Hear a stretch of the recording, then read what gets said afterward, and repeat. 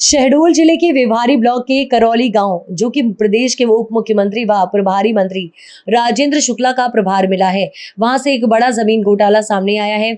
आरोप है कि गांव के लगभग 100 एकड़ चरनोई जमीन को स्थानीय तहसीलदार और पटवारी ने परिजनों व रिश्तेदारों के नाम दर्ज कर दिया। सूत्रों के अनुसार ये जमीन गैर हकदार जमीन थी, जिसे आदिवासियों और ग्रामीणों के सामुदायिक उपयोग के लिए सुरक्षित रखा गया। अब सवाल उठ रहा है कि क्या वह सब प्रभारी मंत्री की जानकारी के बिना संभव है। पूरे मामले में कहीं न कहीं प्रशासनिक और राजनीतिक संरक्षण भी मिला।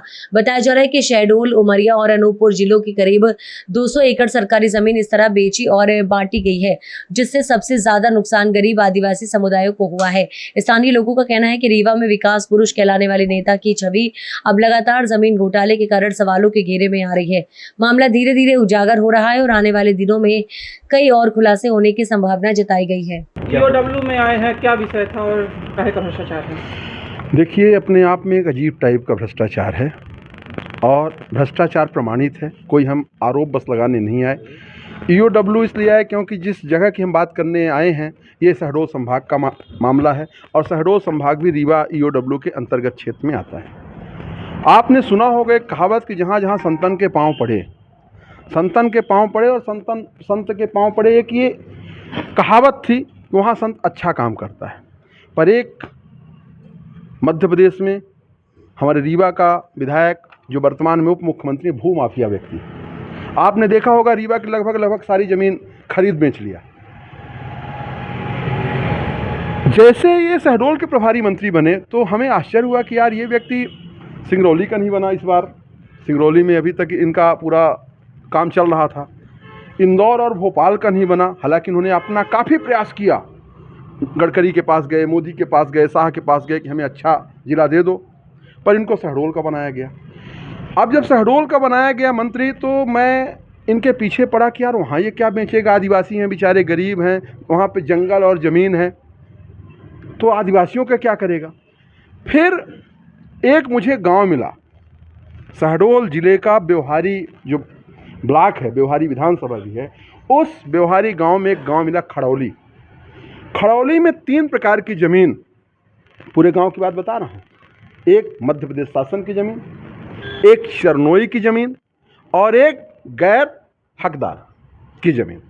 3 प्रकार की ज़मीन जब मैंने देखा तो वहाँ 2 पटवारी, एक नायब तहसीलदार अमित मिश्रा जो राजेंद्र शुक्ला जी के रिश्तेदार हैं और आज उन्हीं की कृपा से सिंगरौली में वहाँ पे नायब तहसीलदार हैं और पूरा काम वही करते हैं, वही देखते हैं।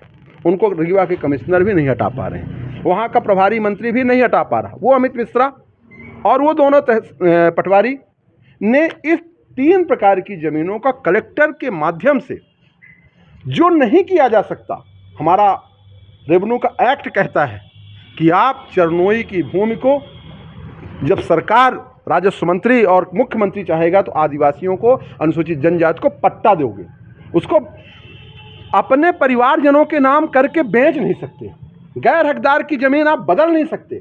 और इसी प्रकार मध्य प्रदेश शासन की ज़मीन खसरा सुधार भी लगाओगे, किसी गलती से हुआ होगा तो आप उसको अपने परिवारजनों के नाम करके फिर आप टुकड़ों टुकड़ों में उसको बेच नहीं सकते। पूरा का पूरा चीज़ आज हमने यहाँ आर्थिक अपराध कार्यालय में दिया है और एसपी साहब ने बोला है कि हम इसके विधिवत जांच करके एफआईआर करेंगे।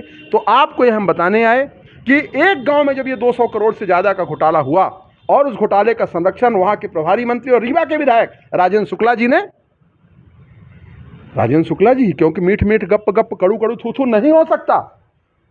सारी क्रेडिट ले लोगे कि ये वाला फ्लाईओवर हमने बनाया, ये वाला फ्लाईओवर इसलिए बनाता है कि उसमें सबसे ज़्यादा इसको भ्रष्टाचार का कमीशन मिलता है, 50% का कमीशन मिलता है। जितने भी फ्लाईओवर बने, चलो आप मेरे साथ, वहाँ पर खच्चे उड़ गए, वहाँ छड़ निकल आए, गड्ढे हो गए हैं और उन्हीं फ्लाईओवर में जो कंक्रीट के फ्लाईओवर बनते हैं उसमें बाद में डामरीकरण करता, पता नहीं कहाँ से, किस इंजीनियरिंग कॉलेज से सिविल इंजीनियरिंग किया है। एक सिविल इंजीनियर बुला के बता दो कि कंक्रीट के ऊपर डामरीकरण होता है, मैं राजनीति छोड़ दूंगा। पर एक ऐसा व्यक्ति यहाँ से वहाँ पहुँचा और आज वो आदिवासियों की ज़मीन खाने में लग गया। कितना भूख है इसको ज़मीन खाने की।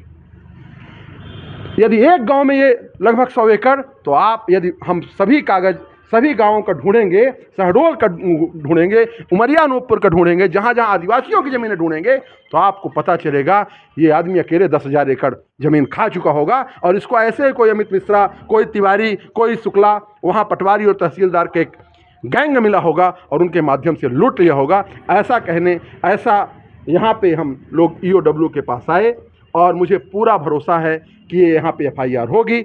और ये तो कागज़ है साहब, आप भी जानते हैं कि कागज़ कभी मरता नहीं। सरकार बदलेगी और राजेंद्र शुक्ला जेल में होगा। राजेंद्र शुक्ला बच नहीं सकते, उनको जेल जाना होगा। धन्यवाद।